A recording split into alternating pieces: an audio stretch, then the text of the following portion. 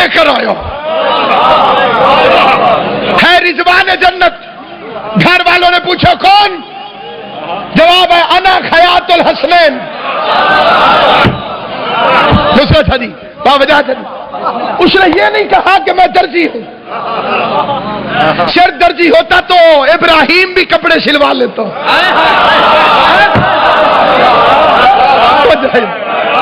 بولنا زبان صحیح سے بات سمجھ میں.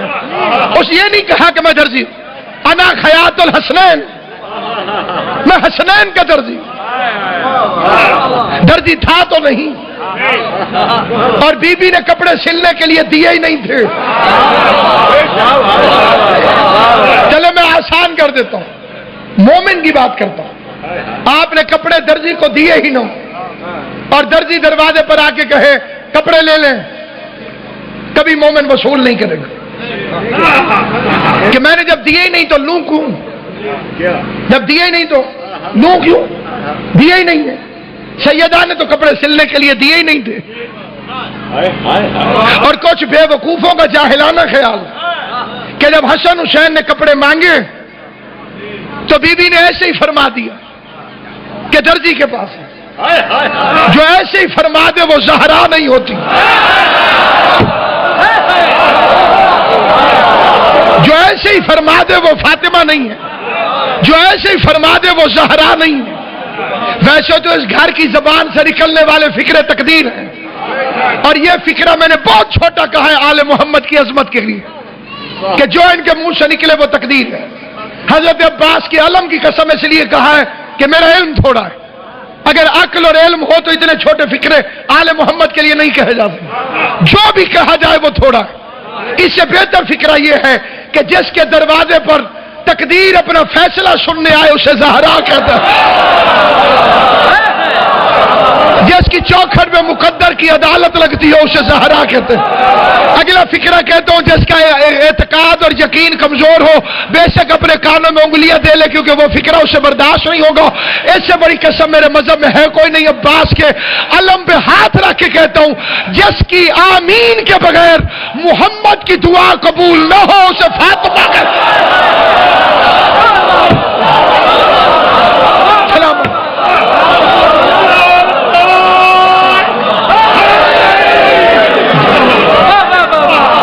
بی بی کی دعا کے بغیر، آمین کے بغیر مصطفیٰ کی دعا قبول نہ. جو چپ کر گئے ہو سید الانبیاء بھی ایسے ہی فرماتے ہیں فاطمہ میں دعا مانگتا ہوں تم آمین کو. جس کی چوکھٹ میں مقدر اپنا فیصلہ سننے آتے. حسنین نے پوچھا ہمارے کپڑے مخدومہ دارین نے حجاب وحدت میں دیکھا. یوسف سے اب آج کبریاء رضوان جنت. جی مالک میں تیری پروموشن کرنا چاہتا ہوں، میں تیری ترقی کرنا چاہتا ہوں، میں تیرے عہدے میں اضافہ کرنا چاہتا ہوں. پہلے تو صرف جنت کا داروغہ ہے، آج کے بعد جنت کے مالکوں کا درزی بنا رہا ہوں. قدرت نے رضوان کو حکم دیا. زہرا نے فرش میں کھڑے ہو کر عرش کی کاروائی کو ملاحظہ کر کے فرمایا تمہارے کپڑے درزی کے پاس ہیں. تمہارے کپڑے.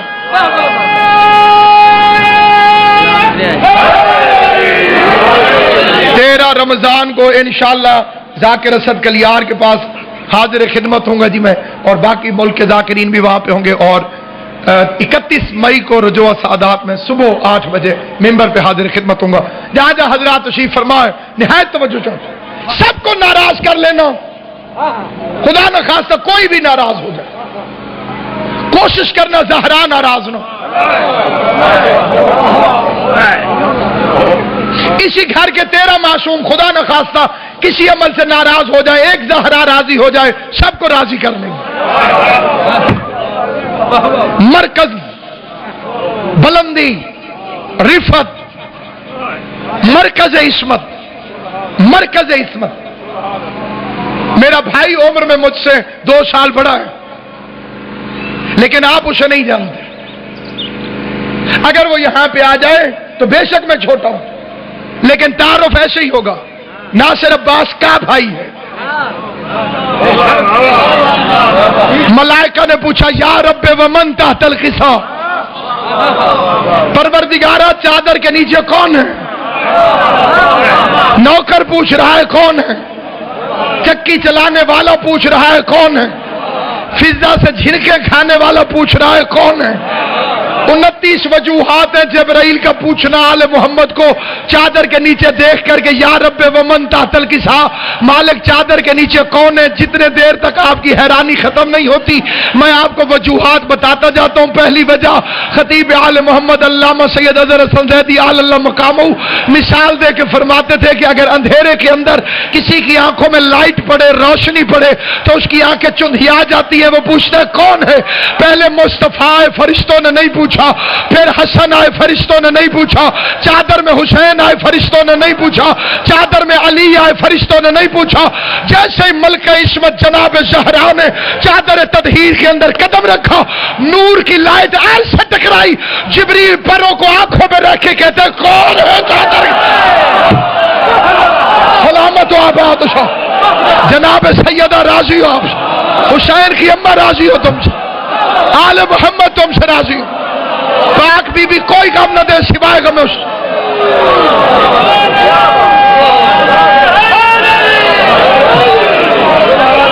چادر کے نیچے کون ہے؟ یا رب ومن تحت القصا۔ 15 مئی نو بھی انشاءاللہ میری رج کی کوشش ہو سی کہ میں عزت حاصل کرا دی۔ یا رب ومن تحت القصا، پروردگارہ چادر کے نیچے کون ہے؟ ہر پوچھنے والا جاہل نہیں ہوتا، جو پڑھے لکھے حضرات تشریف فرمائے۔ استفہام دلیل جہالت نہیں ہے، ورنہ اللہ نے موسیٰ سے کیوں پوچھا ما تلک بیمینک، تیرے دائیں ہاتھ میں کیا ہے؟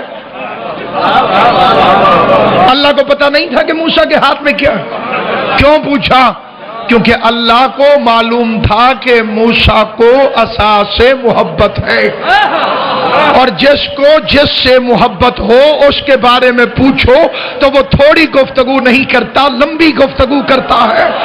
اللہ نے پوچھا تیرے ہاتھ میں کیا ہے؟ جواب یہ ہونا چاہیے تھا کہ خالی عصا ہے۔ موسیٰ نے یہ نہیں کہا بلکہ فرمایا ھذا عصائی، یہ میرا عصا ہے، یہ بڑے کام کی چیز ہے، میں اس کا تکیہ بناتا ہوں، میں اس کا خیمہ لگاتا ہوں، میں اس سے بکریاں ہانکتا ہوں۔ نام بتانا تھا، فضائل بتانا شروع کر دیے، نام بتانا تھا، فضائل بتانا شروع کر دیے، خالی نام بتانا تھا، فضائل بتانا شروع کر دیے۔ جبرائیل کو بھی پتا تھا اللہ کو پنجتن سے محبت ہے، جب ان کا ذکر چھیڑوں گا تو خالی نام نہیں بتائے گا بلکہ ان کے فضائل بھی بتائے گا۔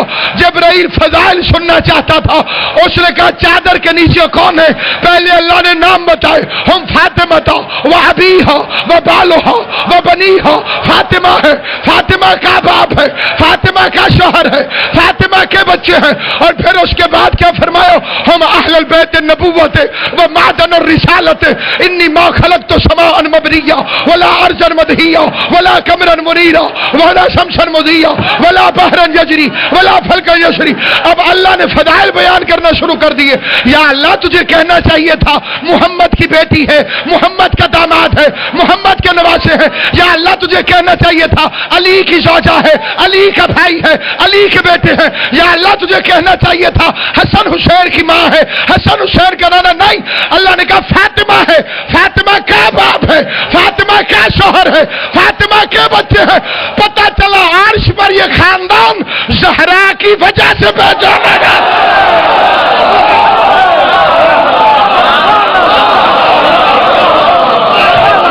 آسمانوں پر اس خاندان کے ذریعے تعارف، مرکز ذات مخدوم کونین ہے، فاطمہ ہے، فاطمہ کا باپ ہے۔ نبی کی تعریف کرنے بیٹھو، سانس ختم ہو جائے تعریف ختم نہ ہو۔ اللہ نے ایک لفظ میں حضور کی پوری تعریف بتا دی، فاطمہ کا باپ ہے۔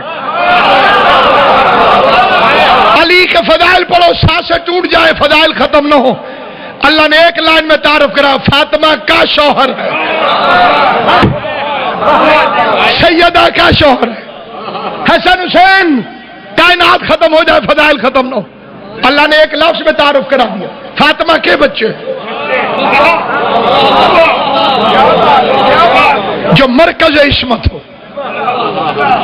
جو مرکز عصمت ہو۔ سارے جانتے ہو حدیث ہے قصہ، حدیث کا مطلب بات، قصہ کا مطلب چادر، چادر والی حدیث۔ اس سے پہلے قبلہ دو حدیثیں مشہور تھیں، ایک حدیث ندا، یہ نبی کی حدیث تھی، آؤ میں قیامت کی گرمی میں سایہ دوں گا۔ دوسری حدیث مشہور تھی حدیث لوا، یہ علی نے فرمائی تھی، جو چیز ان کی ہو جائے اس کا نام ہوتا ہے۔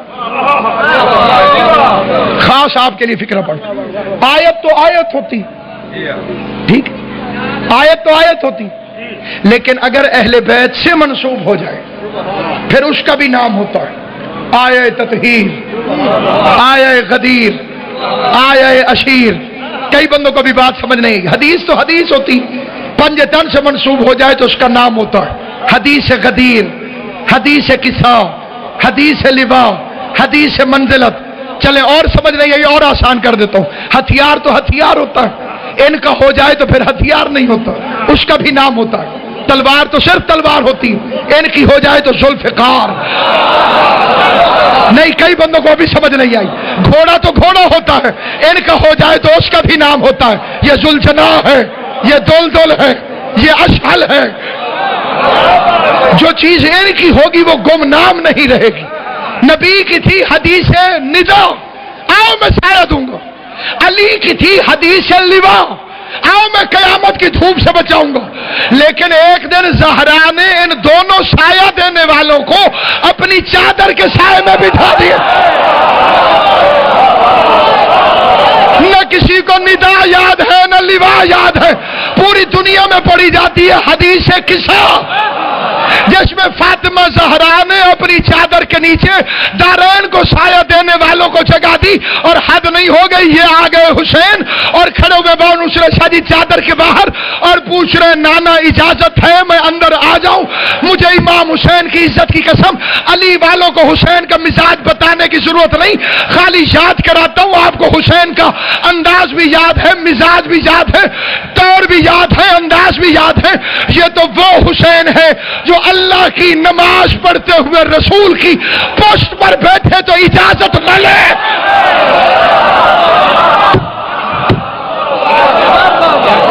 ادھر جواب میں دیکھو، وہ حضور کیا کر رہے تھے؟ نماز پڑھ رہے تھے۔ کس کی نماز؟ اللہ کی۔ کہاں پڑھ رہے تھے؟ مسجد نبوی میں۔ حسین نے آ کے پوچھا نہیں نانا میں بیٹھ جاؤں پوسٹ پر؟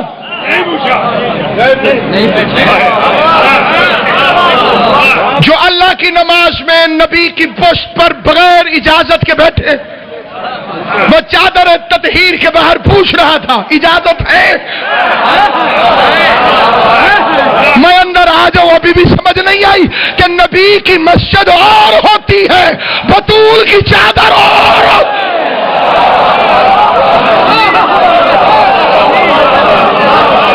جس کی چادر میں بغیر اجازت کے حسین نہ آ سکے۔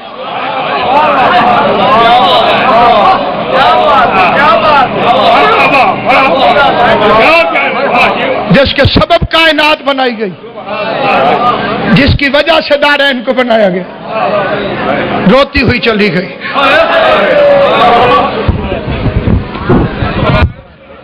اللہ پانی مجلس کی توفیقات میں اضافہ کریں۔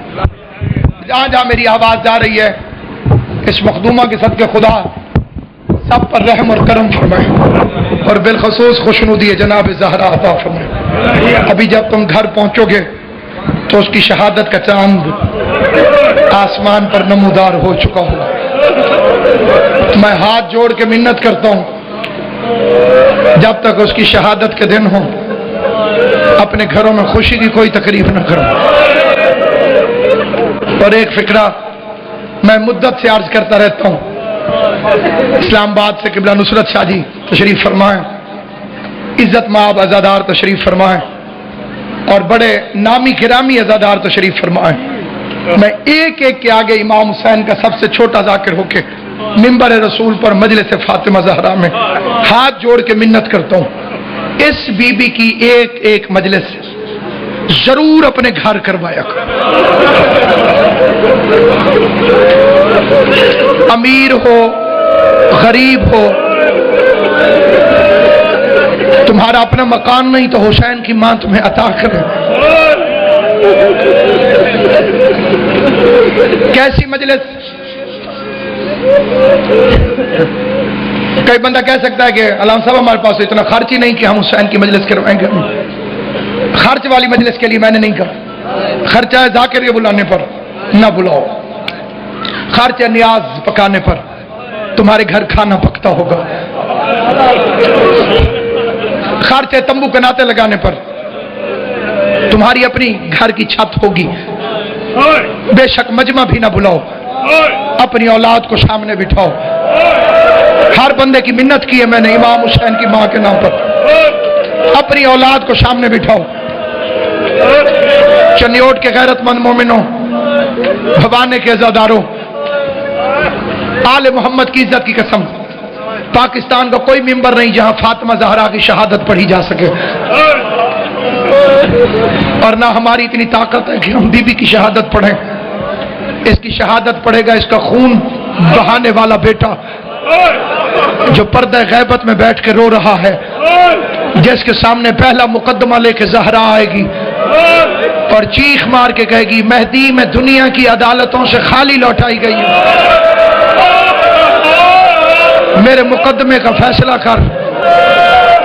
امام زمانہ سر سے امامہ اٹھا کے پھینک دیں گے، فاطمہ زہرا بازوؤں سے پکڑ کے لے آئے گی محمد کی قبر پر، کچھ قبروں پہ کھڑی ہو کے کہے گی مہدی اسے اٹھا کے پوچھ اس نے مجھے تماچا کیوں مارا؟ ہائے کر دینا، رونا نہ ہو تو ہائے کر۔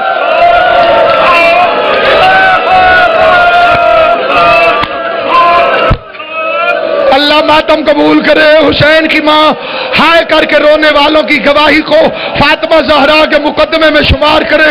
اللہ بانی مجلس کی محنت کو قبول کرے۔ اچھا ہوا اندھیرا ہو گیا تاکہ زہرا کا جنازہ اندھیرے میں اٹھے۔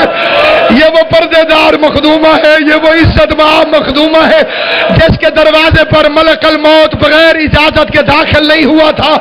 باپ کے بعد نوکروں کے سامنے بھری کچہری میں چپ کر کے کھڑی رہی زہرا۔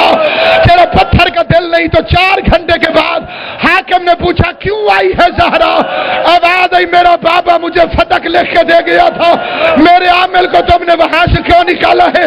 اور شیعہ لوگ کہتے شیعہ روتے کیوں ہیں؟ حسین کی ماں کی قسم پتہ نہیں مسئلے پروردگار ہے، ہم زندہ کیوں ہیں؟ رسول کی بیٹی کھڑی رہی، رسول کے نوکر کرسیوں پہ بیٹھ کر محمد کی تحریر کو پڑھتے رہے۔ 400 بندوں نے تحریر کو پڑھا، 4تھا گھنٹہ گزرا، یہ ایک ظالم دربار میں سے اٹھا مجھے کوئی سید اجازت دے، میرے سامنے یہ حسین کا منبر ہے، میرے ساتھ یہ غازی کا علم ہے، میں سیدوں کو ان کی دادی کی قسم دے کے کہتا ہوں اگر دل سے اجازت دو تو میں وہ صحیح فکرہ پڑھوں جو کتاب میں لکھا ہوا ہے، میں غلط پڑھوں بطول شفاعت نہ کرے۔ اجازت دو 2 منٹ بابا جی بیٹھ رہا تاکہ وہ بندہ بھی مجھے دیکھے میں فکرہ پڑھوں۔ جو سید بیٹھے ہو میں نے قسم کھائی علموں والے کی کہ میں وہ پڑھوں گا جو میں نے اپنی آنکھوں سے کتاب کے اندر پڑھا ہے۔ تم اجازت دیتے ہو میں فکرہ صحیح پڑھوں؟ سید اجازت دیتے ہو شاہ جی میں فکرہ صحیح پڑھوں؟ یہ غازی عباس کی جلالیوں والی قسم کھا کے کہتا ہوں بے غیرت نے صرف سند پھاڑی نہیں، اپنے نجس منہ سے محمد کی تحریر پہ تھوکنے لگا۔ زہرا کے سارے بال سفید ہو گئے، بطول کی کمر جھک گئی، آواز آئی بابا ابھی تیرا کفن ماتم کرو، ماتم کر کے فکر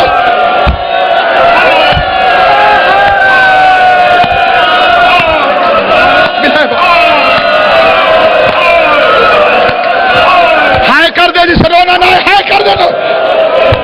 کوئی ہاتھ نہ ہو جو ماتم نہ کر رہا ہو، جو غیر شیعہ ہو تم سے نہیں، جو شیعہ ہو تم ماتم ضرور کر لو۔ گھر میں آ گئی زہرا، سارے بال سفید، اتنی بدل گئی گئی 4 گھنٹے میں مصطفیٰ کی بیٹی مصباح المجالس علامہ ظفر سنمروئی لکھتے ہیں اپنی مسجد میں بیٹھی 4 سال کی بی بی زینب آئی قریب آ گئی یہ بی بی یہاں نہ بیٹھیے میری اماں کے بیٹھنے کی آواز ہے زینب پہچان میں تیری ماں زہرا آواز ہے اماں 4 گھنٹے میں بال سفید ہو گئے اس وقت ضرور آنا جب 9 گھنٹے ہوں گے شرابی کا دربار ہوگا بے مکناؤ چادر تیری زینب ہاتھوں میں رسیوں تخت میں یزید تشت میں آخری سیڑھی پر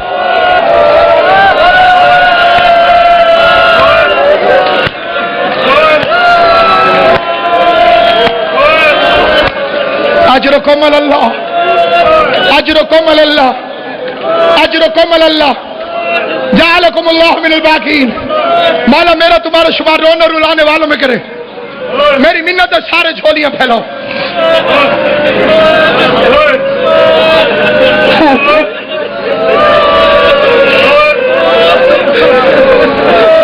ایک دفعہ سارے سر پہ ہاتھ رکھو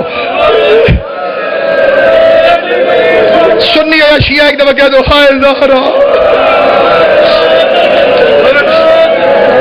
بابا سر پہ ہاتھ رکھے کہہ دو ہائے زہرا آنکھیں بند کر کے حسن حسین سے کہہ دو انا للہ و انا الیہ راجعون یا علی تجھے کسی نے پرسہ نہیں دیا یا علی انا للہ و انا الیہ راجعون پڑھوں مصائب شروع کروں زہرا کی شہادت پڑھوں فاطمہ زہرا کا قتل پڑھوں محمد کی بیٹی کا تڑپنا پڑھوں محمد کی بیٹی کا زخمی ہونا پڑھوں وہ کائنات کا سب سے پہلا ظلم جو آل محمد پہ کیا گیا لوگ کہتے ہیں صرف دروازہ جلایا گیا میں نے قسم کھائی علم والے عباس کی میں غلط پڑھوں بطول شفاعت نہ کرے آگے تمہاری مرضی اپنے مرضی کے عالم دین سے میرا نام لے کے تحقیق کرنا کہ مجلس اعضاء میں منبر پہ کھڑے ہو کر اب یکم جمادی ثانی ہو گئی ہے تاریخ بدل گئی مہینہ بدل گیا چاند آ گیا یکم جمادی ثانی کو رات کے وقت بھوانے میں کھڑے ہو کے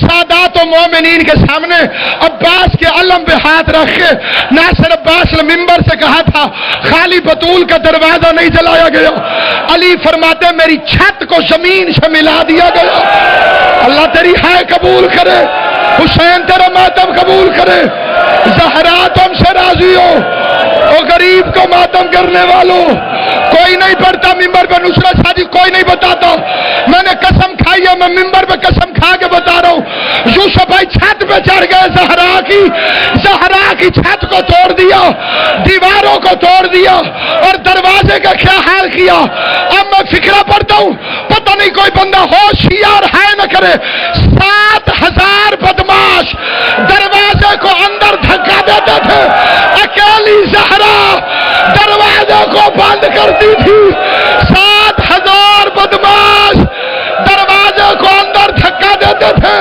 اکیلی زہرا دروازے کو بند کرتی تھی ایک ظالم نے لکڑیاں پھینکی دوسرے نے آگ لگائی تیسرے نے ٹانگ ماری چلتا ہوا دروازہ محمد کی بیٹی میں گزرا یا کنفذ حرام زادہ نے تازیانہ اٹھا کے فاطمہ زہرا کو تازیانہ مارا محمد کی بیٹی دروازے کے نیچے تڑپنا شروع ہوئی لب ہلا آواز آئی یا علی میری پسلیاں ٹوٹ گئی یا علی میرا موشن شہید ہو گیا یا علی تیری زہرا زخمی ہو گئی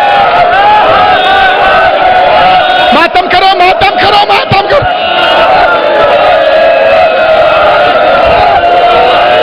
ماتم کر کے فکر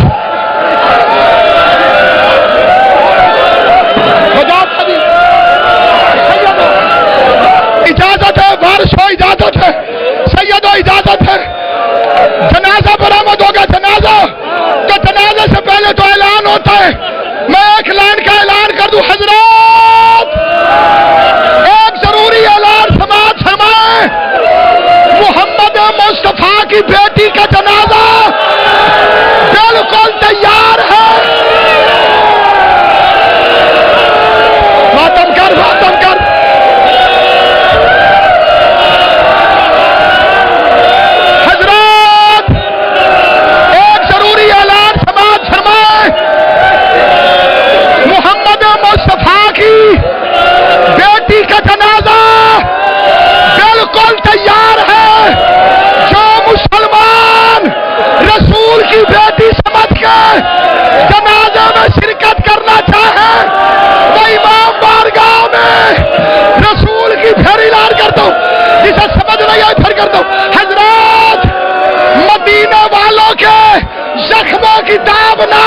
پر محمد کی بیٹی جو انتقال فرما گئی تھی اس کا جنازہ امام بارگاہ سے